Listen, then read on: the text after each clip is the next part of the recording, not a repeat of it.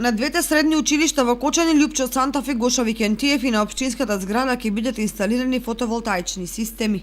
Средствата ги доделува Министерството за финансии преку проектот за подобрување на општински услуги. Станува збор за грант од вкупно 2 милиони евра, кои се обезбедени преку ИПА компонентата на Европската унија, а се наменети за набавка на фотоволтаични системи за јавни објекти за 35 општини од 4 региони. Со инсталирањето на фотонапонските системи ќе се направат значајни заштеди за струја кај овие јавни објекти, со што ќе се намалат трошоците, а истовремено ќе се зголеми искористеноста на обновливите извори на енергија.